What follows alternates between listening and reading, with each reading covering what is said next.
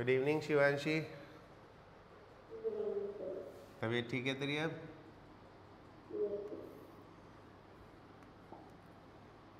काफ़ी दिन लग गए तेरे को, है ना?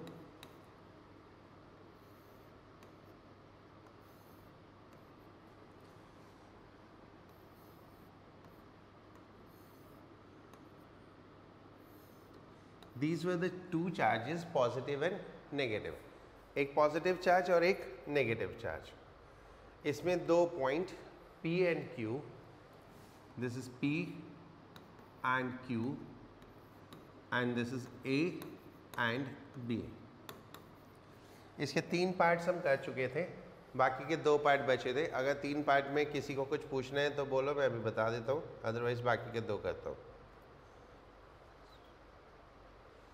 Give the sign of work done by external agency in moving a small negative charge B to A। एक स्मॉल नेगेटिव चार्ज को B से A की तरफ मूव कराना है, right? And we have to find the work done by external agency. Okay, now external agency इस पे force लगाएगी in direction opposite to force by electric field. पहले तो फोर्स बाय इलेक्ट्रिक फील्ड की डायरेक्शन क्या होगी वो बताओ। Force by electric field on the negative charge is opposite to electric field, so that is force by electric field, right? This is force by electric field. So force by external agent इधर हो जाएगी and motion भी इधर है। तो force और motion दोनों की डायरेक्शन सेम है, तो वर्क कैसा होगा? Positive, right? So work by external agent is positive. And the last part was, does the kinetic energy of a small negative charge increase or decrease in going from B to A? क्या चीज? Okay, अभी करता हूँ, पहले last वाला देख लो। Does the potential energy of a negative charge increase or decrease in going from B to A? Now you see, अगर मैं एक नेगेटिव चार्ज को यहाँ छोड़ दूँ, ठीक है, और B to A लेके जाऊँ, B to A, तो क्या होगा? रिपल्शन है तो रिटार्ड होगा ना। लुक ऑन दिस, B से A जाएगा तो ये नेगेटिव नेगेटिव इसको रिपेल करेगा तो रिटार्ड होएगा, और रिटार्ड होगा तो काइनेटिक एनर्जी क्या हो जाएगी? डिक्रीज हो जाएगी, राइट? ये लास्ट वाला समझ में आ गया सबको? किसी को पूछ? ओके। एंड इससे पहले वाला था, इस नेगेटिव चार्ज को B से A मूव कराना है, तो एक्सटर्नल एजेंट का जो फोर्स होगा वो force due to electric field के अपोजिट होगा। तो पहले इलेक्ट्रिक फील्ड का फोर्स किस डायरेक्शन में होगा? इलेक्ट्रिक फील्ड का जो फोर्स होगा वो नेगेटिव चार्ज पे अपोजिट टू फील्ड होता है, ये फील्ड की डायरेक्शन है, तो फोर्स की डायरेक्शन क्या होगी? Opposite to field. तो ये फोर्स हो गया बाय इलेक्ट्रिक फील्ड, राइट? तो एक्सटर्नल एजेंट का फोर्स किधर होगा? Force by external agent will be in this direction, and direction of force by external agent and direction of motion are same, so work done will be positive. Is it okay? Right. So this question is over. आगे पढ़े।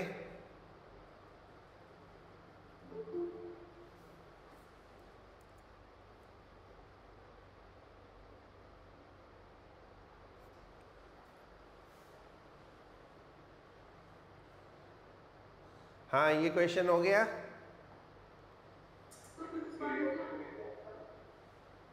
Fifth part देखो, ये एक negative charge है, ये electric field की line है, ये पॉइंट है A और ये पॉइंट है B। एक स्मॉल नेगेटिव चार्ज इधर से इधर जा रहा है, राइट? तो ये नेगेटिव चार्ज के ऊपर जो इलेक्ट्रिक फील्ड की फोर्स लगेगी वो किधर लगेगी, अपोजिट लगेगी। तो ये फोर्स इसके मोशन को रिटार्ड करेगी। अपोजिट टू मोशन अगर फोर्स लगती है तो स्पीड कम होती है ना, राइट? तो स्पीड कम हो जाएगी तो काइनेटिक एनर्जी क्या होगा, डिक्रीज हो जाएगी। काइनेटिक एनर्जी डिक्रीज हो जाएगी। Now what we are studying is the potential. Potential में हमने एक चीज पढ़ी थी इन द लास्ट क्लास, मैंने आपको एक चीज बताई थी दैट इलेक्ट्रिक फील्ड और पोटेंशियल के बीच में हम कोई कोरिलेशन नहीं क्रिएट कर सकते। मतलब ऐसा हम कुछ नहीं कह सकते कि इलेक्ट्रिक फील्ड जीरो है तो पोटेंशियल जीरो होगा या पोटेंशियल नॉन जीरो होगा, इलेक्ट्रिक फील्ड नॉन जीरो है तो पोटेंशियल नॉन जीरो होगा या जीरो होगा। ऐसा कुछ भी हम कंक्लूड नहीं कर सकते। In last class through some conceptual question हमने देखा था। But definitely we have a relation between electric field and potential difference. Electric field and potential difference के बीच में एक रिलेशन है, वो रिलेशन में डिराइव कर रहा हूँ। Okay, relation between E and dV. dV is a small potential difference. So for that, let's assume this is electric field. ये इलेक्ट्रिक फील्ड है, इसमें हम कोई दो पॉइंट लेते हैं A एंड B, एंड इन दोनों के बीच में पोटेंशियल डिफरेंस dV है। The distance between those two point is small distance dr। अब मैं छोटा सा बनाऊंगा तो अच्छा दिखेगा नहीं, तो इसलिए मैंने बड़ा बनाया है। But whenever we are saying dV या dr, so that's a very small quantity. So ये दो पॉइंट के बीच में डिस्टेंस है। अब ये हम पढ़ चुके हैं, अगर हमें potential difference A to B चाहिए तो वर्क डन कहाँ से कहाँ करना पड़ेगा, work done in moving positive charge from B to A, right? So we can write dV is equal to dW upon Q naught, where dW is work done in moving charge Q naught from B to A. Work done in moving charge Q naught from B to A. Now, हम जब potential difference या calculate करते हैं तो हम एक positive charge को move कराते हैं, तो obviously Q naught is our positive charge. Now can you tell me what is the direction of force on this positive charge? ये हमारा Q naught है। What will be the direction of force on this Q naught? Positive charge है तो force will be in direction of electric field. So force will be in this direction, F, right? And dr is this direction. This is dr. Okay. So हम लिख सकते हैं dV is equal to dW is equal to the F dot dr, right, upon Q naught। यही होता है ना, dW हमने 11th class में पढ़ा था, dW is equal to F dot ds। Yes. Now F upon Q naught is what?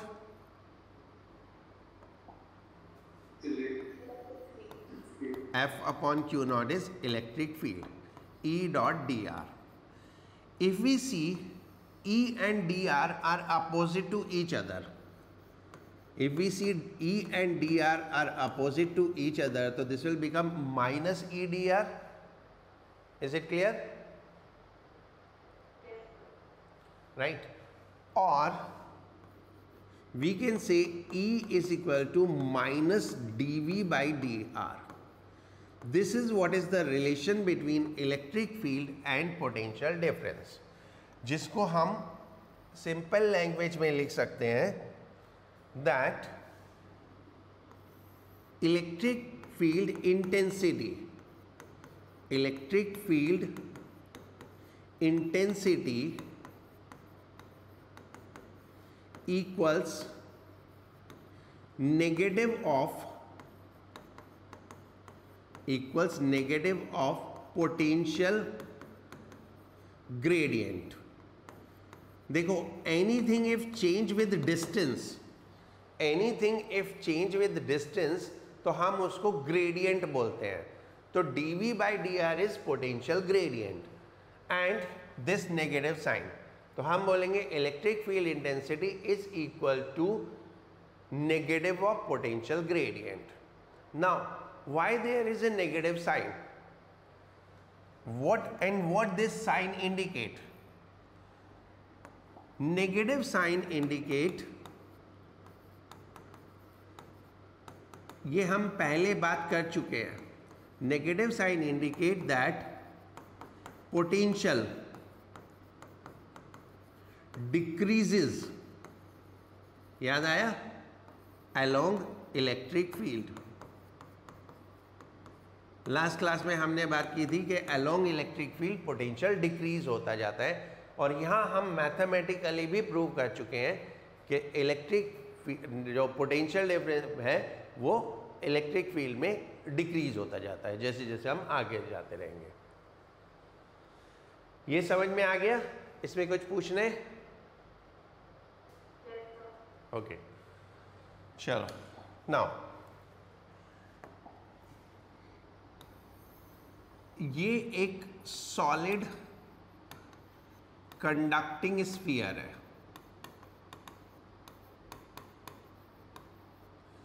और ये एक स्फेरिकल शेल है। कंडक्टिंग और नॉन कंडक्टिंग। स्फेरिकल शेल है, कंडक्टिंग या नॉन कंडक्टिंग। अगर हम इलेक्ट्रोस्टैटिक्स के टर्म्स में बात करें, यानी चार्ज एट रेस्ट के टर्म्स में बात करें, तो इसमें और इसमें कोई फर्क नहीं है, क्योंकि कंडक्टिंग बॉडी में चार्ज हमेशा सरफेस पे रहता है और शेल में होती सिर्फ सरफेस है, तो चार्ज सरफेस पे ही होगा। यानी इन दोनों केसेस में चार्ज हमेशा सरफेस पे ही होगा। ओके, तो इसलिए मैं इसके लिए चीज़ें डेराइव करूं तो वो इसके लिए अपने आप अप्लाई हो जाती है। जो कुछ भी मैं इसके लिए करूंगा वो इसके लिए अपने आप अप्लाई हो जाती है, राइट? सो अभी हम इसके लिए कुछ कर रहे हैं potential related, so that will be automatically applied to this. Now, potential.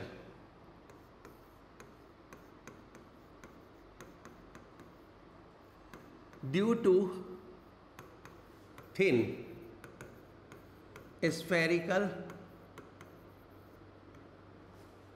uniformly thin spherical shell,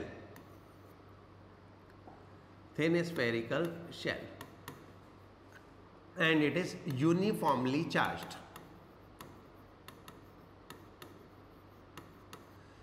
एक uniformly charged thin spherical shell है, उसकी वजह से हमें पोटेंशियल फाइंड आउट करना है डिफरेंट पोजीशंस में।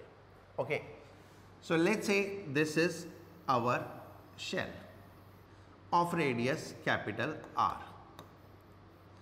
and the charge on this shell is Q. जब हम शेल के लिए इलेक्ट्रिक फील्ड कैलकुलेट कर रहे थे तो हमने एक चीज़ फाइंड आउट की थी कि हम शेल को एक पॉइंट चार्ज एज्यूम कर सकते हैं for a point outside shell और on the surface of shell, but not for any point inside shell.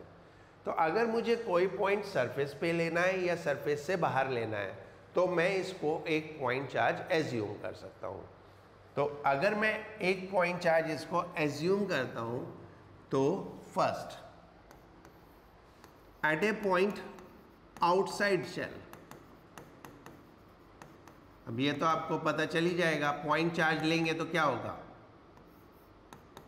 के क्यू बाई आर।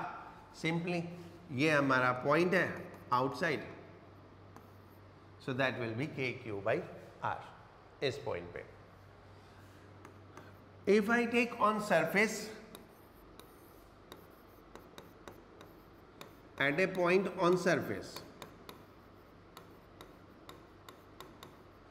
तो सरफेस के लिए भी हम इसको एक पॉइंट चार्ज एज्यूम कर सकते हैं एट सेंटर KQ/R, राइट।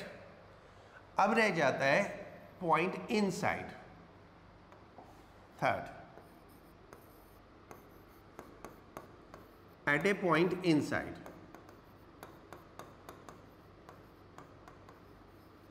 ये इनसाइड कोई पॉइंट है इस डिस्टेंस पे, R डिस्टेंस पे। तो inside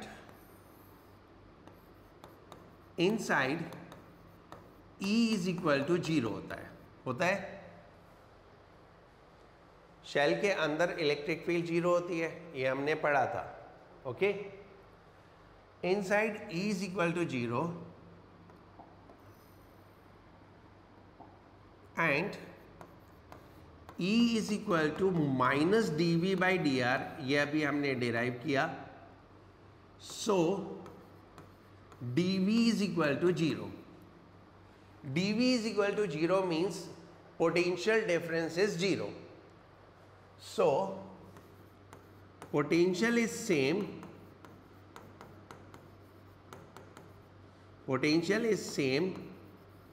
as on surface, that is V is equal to KQ/R, यानी इनसाइड पोटेंशियल वही रहेगा जो सरफेस पे है, ओके, राइट। तो इसको मैं समराइज कर देता हूं। ये अगर स्फेरिकल शेल है या कंडक्टिंग स्फीयर है, तो at this point potential is KQ/R, where R is distance. At this point potential is KQ/R, where R is radius, and at this point V is equal to KQ/R, same जो surface पे है। This is what we learned. Is it clear? Okay. Now एक ये चीज हो गई and एक दूसरी चीज हो गई, किसी भी पॉइंट पे अगर हम पोटेंशियल कैलकुलेट करते हैं मल्टीपल चार्जेस की वजह से, तो potential will be algebraic sum of potential due to all charges, right. So अभी मैं एक क्वेश्चन कर रहा हूँ, आप उस क्वेश्चन को ऑब्जर्व करना, मैं कैसे कैसे करता हूँ, एंड देन फिर उसके बाद मैं आपको एक दो क्वेश्चन दूंगा करने के लिए, राइट। क्वेश्चन आप निकालो असाइनमेंट में से, मैं बताता हूँ, and I will do that. निकाल लिया?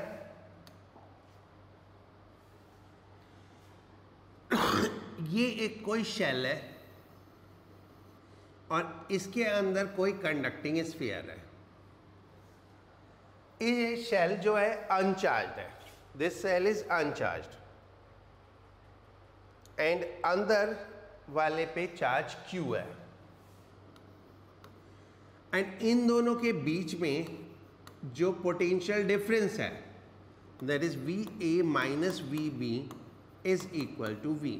This is given to us, ये हमको दिया हुआ है क्वेश्चन में, ओके। तो पहले तो हम ये कैलकुलेट करते हैं VA माइनस VB होता कितना है। तो हम इसका रेडियस A ले लेते हैं और इसका रेडियस B ले लेते हैं, मान लेते हैं। इसको हम फर्स्ट स्फीयर ले लेते हैं, इसको हम सेकेंड स्फीयर ले लेते हैं। एंड बिल्कुल ध्यान से देखते रहना, बहुत मुश्किल नहीं है, बट बहुत सारे टर्म्स आते हैं एक साथ, तो इसलिए थोड़ा सा कंफ्यूजिंग लगता है। So now I have to find the potential at A। Potential at A, that will be potential due to first at A plus potential due to second at A. Potential due to first at A and potential due to second at A. Now first, for first sphere, the point A is on surface. For first sphere, point A is on surface. So how much will be the potential? हाँ, participate करोगे तो थोड़ा जल्दी समझ में आएगा। के q upon A,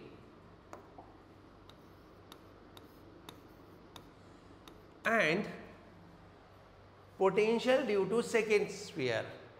Now this point is inside the second sphere. तो जितना सेकेंड स्फीयर की सरफेस पे पोटेंशियल होगा उतना ही अंदर होगा. And how much is the potential on the sphere second on the second surface of sphere? 0, क्योंकि it is uncharged, because उस पर चार्ज ही नहीं है. चार्ज नहीं है तो पोटेंशियल भी नहीं होगा. Okay, now we have to find potential at B, that is due to first and that is due to second. So now ये कितना होगा? फर्स्ट के लिए B पॉइंट आउटसाइड है. फर्स्ट के लिए B पॉइंट आउटसाइड हो गया ना. ओके, तो कितना होगा?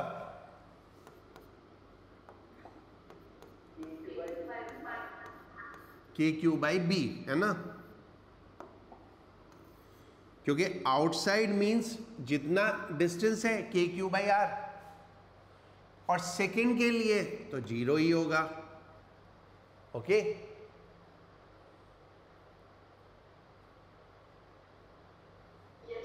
तो पोटेंशियल डिफरेंस कितना हो गया? V A minus V B is equal to K Q 1 by A minus 1 by B, and this is what they are saying V. इसको उन्होंने V बोला. ठीक है,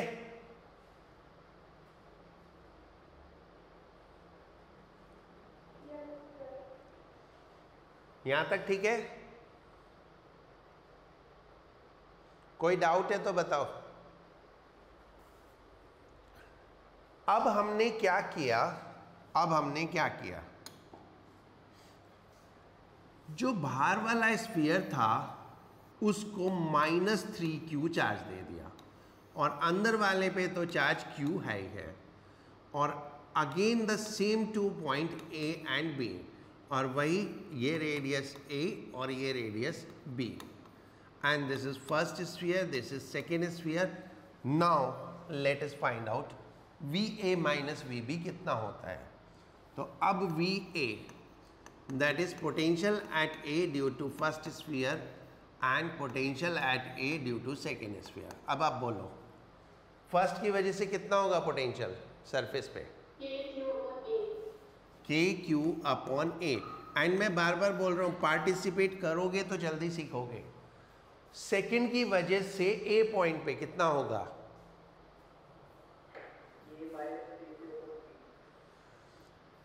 देखो, ए पॉइंट सेकेंड स्फीयर के अंदर है, और स्फीयर के अंदर उतना ही पोटेंशियल होता है जितना सरफेस पे होता है. तो हम इसकी सरफेस पे पोटेंशियल निकाल लें. कितना होगा सरफेस पे potential? -3 minus k into 3Q by b. Minus sign इसलिए because potential due to negative charge is negative. Right. अब पोटेंशियल एट बी कैलकुलेट करते हैं. Again because of first and because of second. बोलो, first की वजह से कितना होगा?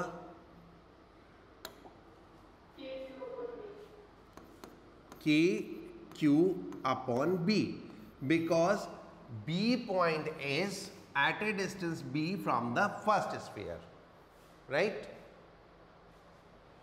और सेकेंड की वजह से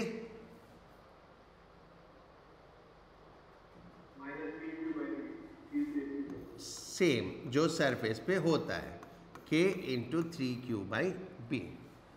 अब हम कैलकुलेट करते हैं V A minus V B. कितना आएगा? ये दोनों तो कैंसिल हो जाएंगे,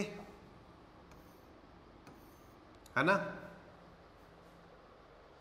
सब्ट्रैक्ट करेंगे तो ये माइनस ये प्लस हो जाएगा, तो कैंसिल हो जाएंगे. बच गए ये, तो ये कितना हो गया?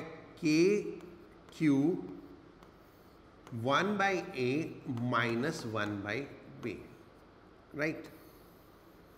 एंड मेरे हिसाब से ये वही है जो पहले था, वही है ना जो पहले था। वापस करके देख लेते हैं। ये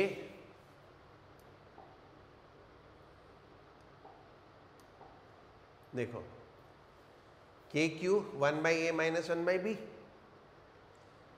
तो और अब बी वाई है, तो हम इसको v लिख सकते हैं। That means potential will not change, okay, the potential difference will remain same. ये पोटेंशियल डिफरेंस क्यों सेम रहता है ये लॉजिकली मैं आपको बाद में बताता हूँ।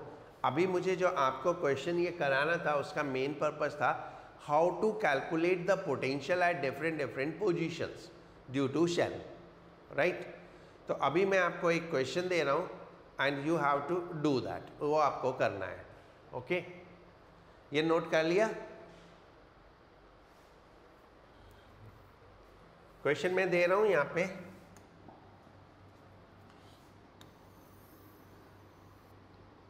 आराम से करो, जल्दी कोई नहीं है। ये 3 स्फीयर हैं, radius A, B and C, charge Q1, Q2 and Q3. You have to find potential at this point. You have to find potential at this point which is at a distance r from the center. ठीक है, इसको P point ले लो। इस point पे आपको potential calculate करना है, करो। Yes, sir. बोलो अचिंत्य।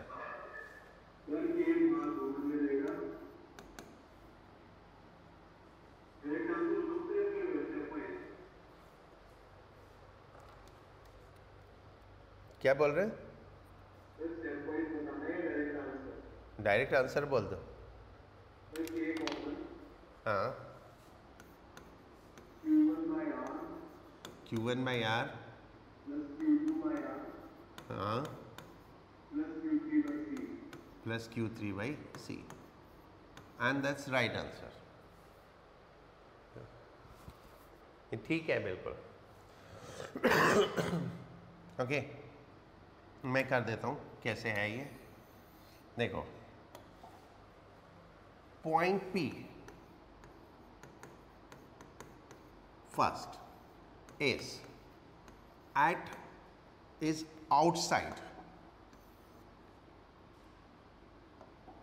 outside for first, so outside के लिए हो गया KQ1 by R, that is V1 at P. Second is outside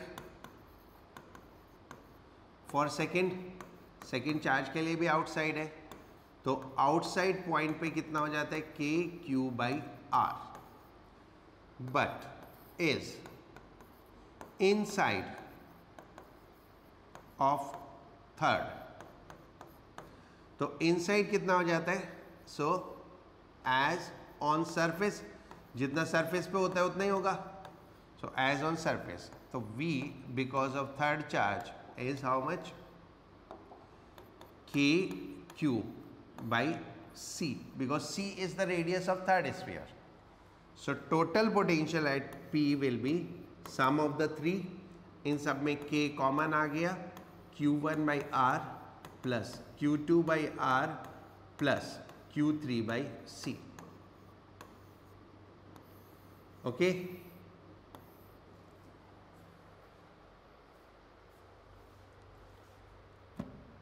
ठीक है बच्चों?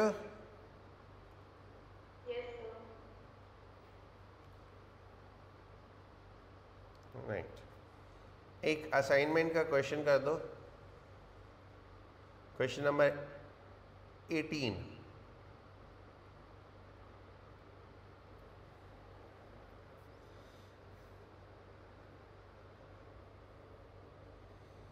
हो गया?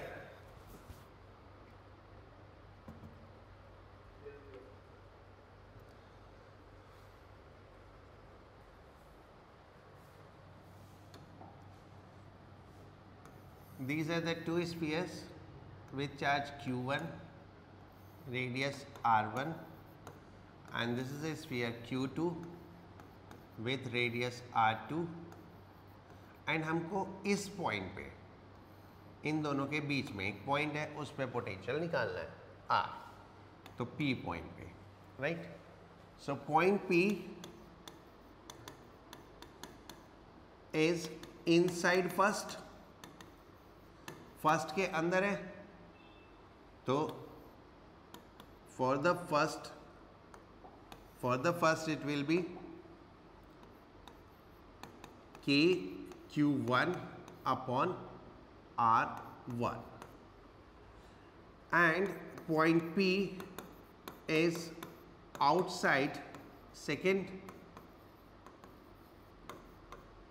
तो आउटसाइड होने में कितना हो जाता है, सीधे जितना डिस्टेंस होता है वो लेते हैं, and how much is distance, k q2 by r, तो total potential is sum of these two, that is k q1 by r1 plus q2 by r. Okay?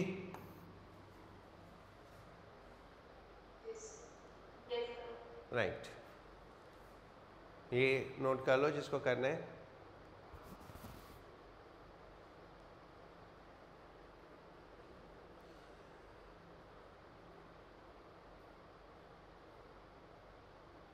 हो गया?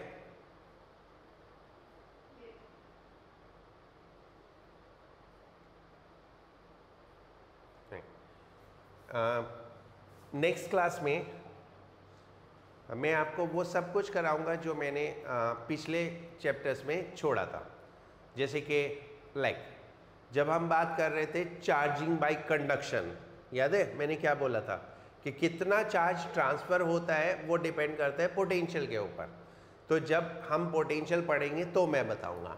सो that is one thing we have to study, charging by conduction, यानी कितना amount charge transfer होता है, charging by conduction. Second thing I told you, induction में जो charge होती है बॉडी वो भी अमाउंट ऑफ पोटेंशियल पे डिपेंड करता है, तो कितना पोटेंशियल है. Again the charging by induction, that too will be the another concept which we are going to study in the next class. And third,